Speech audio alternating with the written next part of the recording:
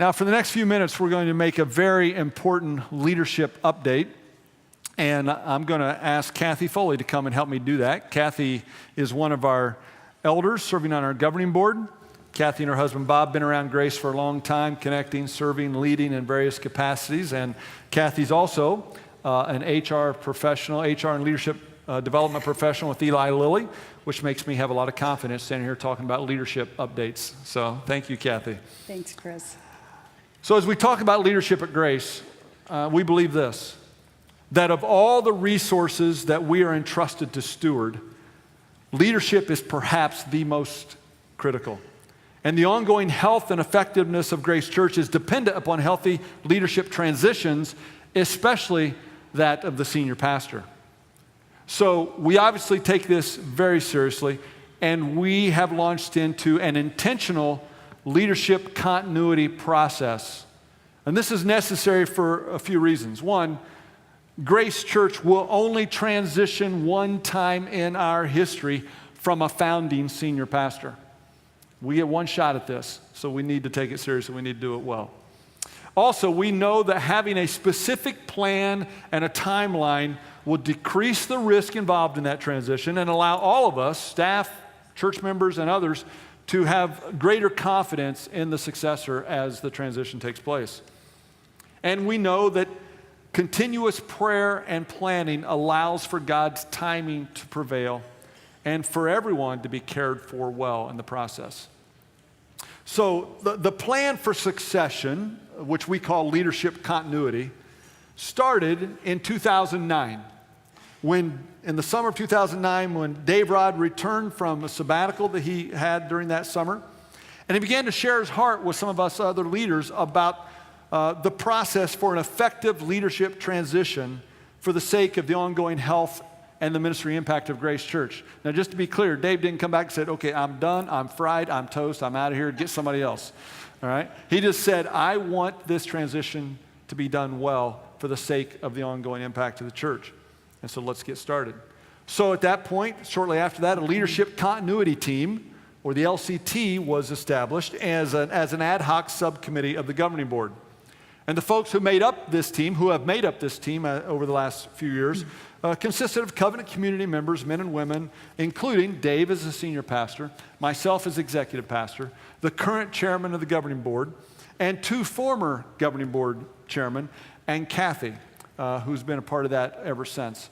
It's been chaired, that team has been chaired by Dave Quigley, who was one of our former governing board chairmen as well. So that's the team that's been responsible for this.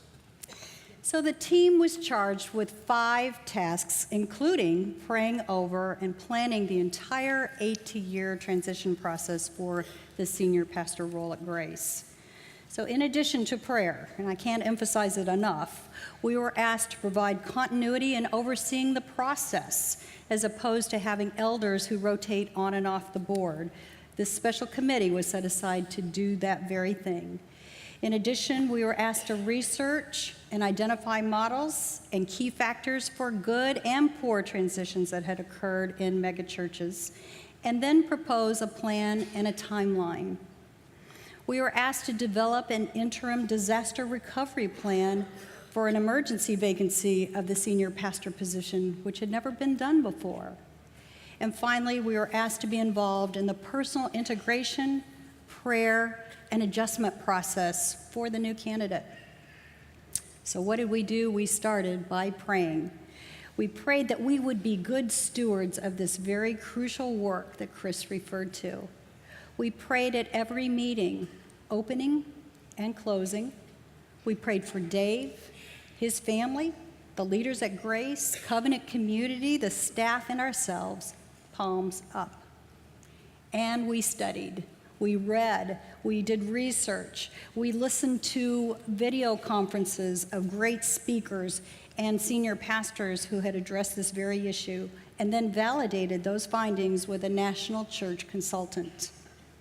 So the key milestones and governing board decisions look like this. The LCT, as Chris mentioned, was born in May of 2010. We created and approved an emergency plan for the senior pastor role. We completed research on church models and reviewed those findings with an outside consultant. We completed the candidate profile with requirements. And then the governing board approved the decision to create a 3-year residency program and evaluation process. Now, in this process, we realized something. We realized that Grace Church is clear about who we are, and we're clear about where we're going. And we've established a healthy leadership culture here. So with that in mind, after much discussion and prayer, we determined that internal candidates would be preferred in our situation. Our research had showed that these individuals tend to understand the DNA of the culture and of the community, and that they have a higher probability of being successful. Now, if the opposite were true, if Grace needed a serious course correction, or if we needed a major culture shift, then an external candidate would have been preferable. So with our eyes toward an internal pool, here's who we began to consider. We looked at all of the current staff members of Grace Church and said, is there anyone there that we should be considering? We looked at all of our partner ministries and their leaders and folks that we have a close connection with, including partner churches. We networked with those that we know as pastors and leaders and other church leaders around that we have a network with, and just ask, okay, who is in our sphere of influence now? And in doing so, we realized that Barry Rodriguez, Dave's son, was among those who met many of the criteria that we were looking for. So we decided that we needed to give serious consideration to him as a potential candidate for this pastoral residency. Now, the fact that one of the potential candidates was Dave's son obviously complicated this process. So let me share how we handled this potential conflict of interest. First, Dave Rod immediately recused himself from all team meetings and interviews. He only received brief progress updates. The LCT then proceeded with a robust interview process, which included considering multiple candidates, and Dave did not participate in any one of those interviews. There were team interviews, a governing board interview, management team interview, and references were interviewed. In addition, we can't emphasize this enough, the entire process was covered by prayer, our discernment process, and consensus was reached at the end. We initially targeted finding 2 to 3 candidates, but after much discussion and debate, we decided that creating a competitive culture, which we felt like that would do, did not match the values and culture of Grace. So after this extensive review and process, and nearly 1 year after our initial discussion about the potential candidates, Barry Rodriguez was selected to enter into the developmental process, a 3-year pastoral residency, as the potential successor for senior pastor. Now let me just acknowledge the elephant that's in the room.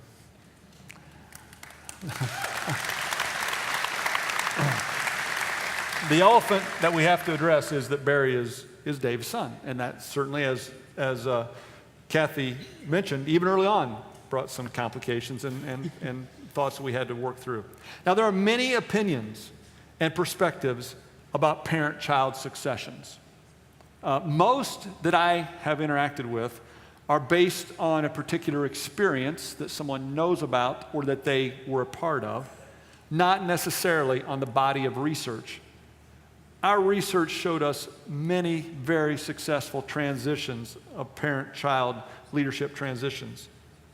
I also want to say that Dave has not had a long-standing desire or personal agenda to pass this ministry on to a son.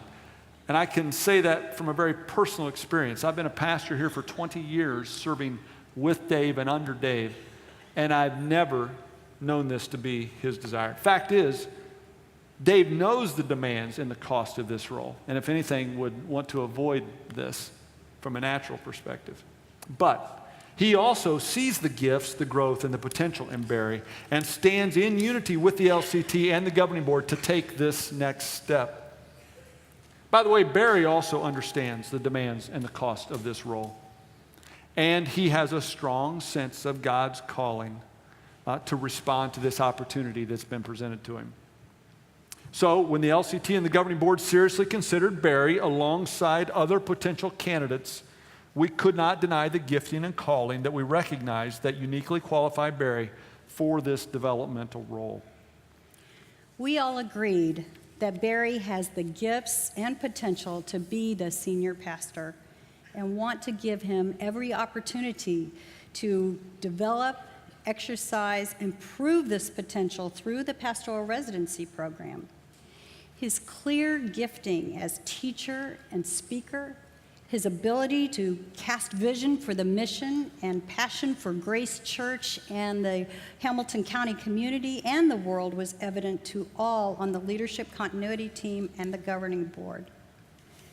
So during our interviews, we were asked to focus on 4 areas, and those are character, calling, chemistry, and competence as it relates to the senior pastor role. So let us share some of those findings with you, and I'll start with character. Barry's character is excellent. He is a man of integrity, brokenness, self-awareness, authenticity, and tenderheartedness. He is palms up and embodies the DNA of Grace Church. When we explored Barry's calling to this potential role, it became clear to all members of the team and the governing board that Barry is certainly called to serve the church and work with the people of this community to get them involved with what God is doing through Grace Church. Related to chemistry, the LCT and governing board found Barry to be very in tune with Grace. We found him to be genuine with an infectious enthusiasm and know that he is well liked both at a corporate level and at an individual level by the people of Grace. Kathy mentioned earlier we created a candidate profile that had requirements and expectations, and we looked at those areas of competence in Barry, and we saw he's a young, gifted writer, speaker, teacher. He's a vision caster. He's a visionary with natural leadership abilities. And so basically, he has those requirements, those basic requirements that we identified for a potential senior pastor successor. So let me describe the process going forward. As you heard described, the LCT was established 5 years ago. It's been 5 years of planning and preparing and identifying a person at this point. There's 5 years to go, if all goes well. Because this 3-year pastoral residency starts now. That residency will be followed by a 2-year transition. During that 3-year pastoral residency, there'll be formal reviews of Barry and his progress every 6 months that will be presented to the governing board, and they will have an opportunity to respond and interact with that. After 3 years, the governing board will evaluate through our discernment process his readiness to be proposed as the senior pastor successor. That proposal will go to the covenant community, and the covenant community then will vote, have the opportunity to vote to affirm this proposal. And if affirmed, then a 2-year transition period would begin between Dave and Barry to complete the transition. And so Barry's 3-year pastoral residency, that developmental program, has begun. As of May 26, he took on the role of associate pastor of our Access community, our young adult ministry, and that will extend for 3 years. On a day-to-day basis, he will report directly to Rob Yonan, our pastor of student ministries, in that role of associate pastor for Access. And I, as executive pastor, will ultimately oversee and evaluate his performance in this 3-year residency and be responsible to report to the governing board and oversee that. Now, let me back up and reiterate something very clearly. Barry is not the successor for the senior pastor at this point. Barry will be a pastoral resident who will be developed and evaluated over 3 years as a potential successor. I also want to say that everyone involved, governing board members, the LCT members, the pastors, Dave, his wife Penny, Barry, everyone cares too much about the continued impact of Grace Church for the kingdom and for this family to not be convinced that we have received discernment from God to take this next step with Barry. So, are you going to go? I'm sorry. Thank you. That's why he needs me. It's the 4th time. That's why Kathy's up here. Just to say it again, folks. Seriously. Of all the resources that we are entrusted to steward, leadership is perhaps the most critical. We believe that the ongoing health and effectiveness of Grace Church is dependent on healthy leadership transitions, especially the senior pastor. So based on the content of this message, we know many of you may have some questions, concerns, and comments. And Dave and Chris and I will make ourselves available to you in the lobby after the service to interact with you. For those of you who prefer to call, email, or even schedule an appointment, we also welcome you to do that, as all of our contact information is available on the Grace website. And you can look at the history and the details that Kathy and I have shared with you today and updates as they come along on our website. Just search Leadership Continuity, and you can look there and get all this detail. But you know what? The person that this whole thing impacts the most and concerns the most is Dave Rod. I think we ought to hear how he's feeling and what he's thinking.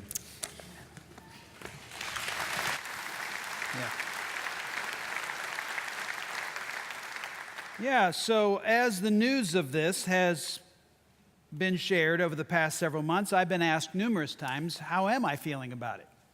So here you go. Do I feel nervous? Yes. Am I sad? Yes. Am I excited? Yes. Am I terrified? Yes. Am I thrilled? Yes. Am I confused? Yes. Because I still don't know what I'm doing next, okay? But of all the things I feel, I mostly feel two strong emotions. They're not really emotions, but they're just feelings. And the first one is responsibility. It feels like a weight, a very heavy weight of responsibility on me as we consider what obviously is a significant transfer and transition of leadership. And I tell you, I really feel responsible when I look back over the past 24 years at the enormous trust that you have all graciously offered me now for nearly a quarter of a century. Especially for those of you who have been here from the beginning and allowed a very unseasoned young pastor of 37 years old to lead this church. Can't believe you did that. And I'm appreciative, but I feel the weight of responsibility. Second emotion I feel, heavy emotion, is confidence. Is that an emotion? I feel it. And when I feel this confidence in this process, it gives me energy and maybe even a little buzz internally at times. Now, this confidence, I feel, is a Philippians 1:6 confidence that he who began a good work in us will carry it on to completion. The confidence, I feel, is based first on God himself. I am confident that God speaks. I hope you are too. I am confident that God speaks. I am assured of the fact that he leads. And I am assured of the fact that he has led us every step of the way for these past 24 years as a church. Every move we've made, I've had the assurance he's directed us, including this one. Specifically, back in 2009, as Chris said, when I was on a beach in Florida on my sabbatical, it felt very clear to me that we needed to begin the process of transition. Okay, look, if I didn't have the assurance that God directs our paths, if I didn't have the confidence that God speaks, I'd wake up every morning a quivering, insecure mess. And so would you if you didn't believe that God spoke. God speaks. He leads. I also have confidence in the leadership of Grace, and I'm talking about our governing board, our management team, which is our pastors, our executive team, the four of us who lead the staff, and this leadership continuity team, which you've heard about. Look, these are the finest people I've ever met, the finest. They're also my friends. They're also humble. They are deferential to one another. We are firm in our convictions, and all of these friends of mine are skilled in their jobs. They're amazing. And I'm also confident in this methodology that we have adopted for spiritual discernment. We have a way that we seek the input of God, and it's unparalleled. I've never seen it anywhere else. Now, it isn't easy. If you want to hear about it sometime, any of us can explain the process to you. It's not easy, but when it's led humbly, which it has been, especially by the chairman of our elder board, and we all interact with open palms, we've seen God speak. I also have confidence in you, the people of Grace Church, Can I tell you what I love about you? There's a couple things. I love a lot of things about you. But what I love about you is how principled you are. You think you can change the world. You believe that. And you take personally the impact of the 6 broken places, and it bothers you, and you want to engage. You take seriously the command to surrender to Jesus Christ and trust Him with our lives. I love that about you. I also love the fact, my word, you're an adaptable bunch. You are so adaptable. We say, hey, let's open a care center, reach thousands of people's lives, and it's going to take hundreds of volunteers and lots of food. And you said, okay, and we opened it, and thousands of people a week are getting their lives are touched. We said, let's start a second campus in Fishers. And you said, okay. We said, let's do this Regenerate thing. How about we open a 3rd campus on the north side of Indy? You said, okay. I said, well, how about a church in London? All right.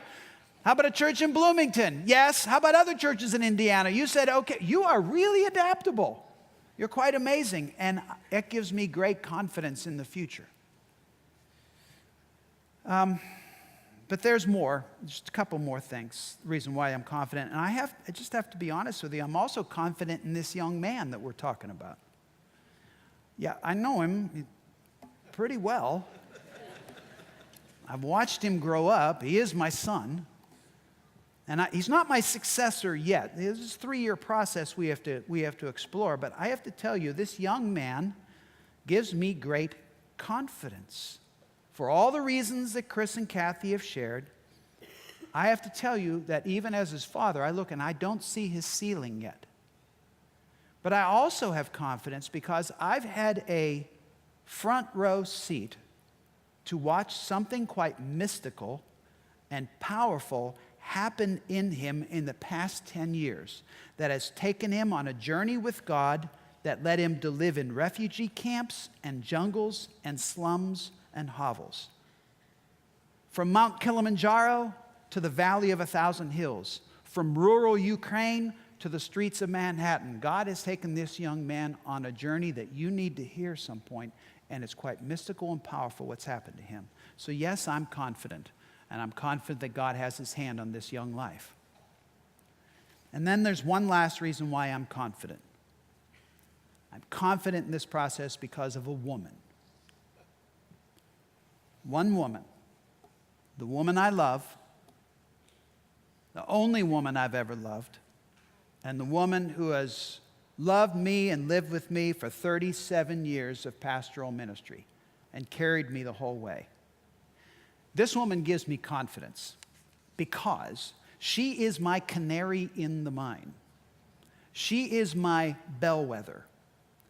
This woman, and I'm talking about my wife, Penny, her sense of discernment and her extreme sense of right and wrong, which I don't like all the time,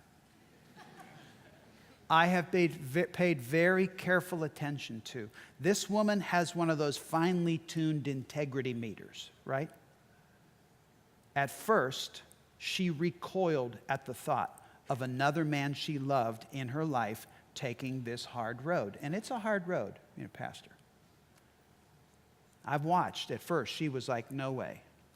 But in time, because I trust her and I have confidence in her, I have paid attention as her initial skepticism has turned into joy.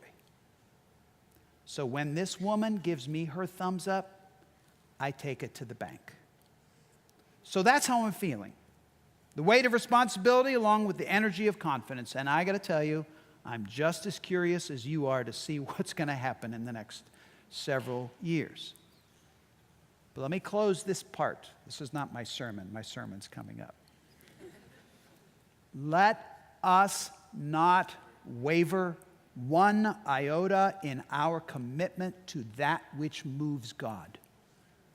Whatever happens in the future, we must always make disciples of Jesus Christ, and we must get those disciples engaged in the kingdom of God and the mission of God in the world. And, hear me well, let us together over the years ahead consider not just how to pass on the baton of leadership to just my successor, but how to pass that baton of leadership on to an entire generation whose time has come to lead the revolution of God. Let us not waver in that. Oh, and one last thing. Some people have asked, well, what are you going to do after 2020? Well, I want to be very clear about this. And I'd actually want to be so clear about it, I'm going to preach about it in a minute. I may no longer be senior pastor of Grace Church, but I will not retire.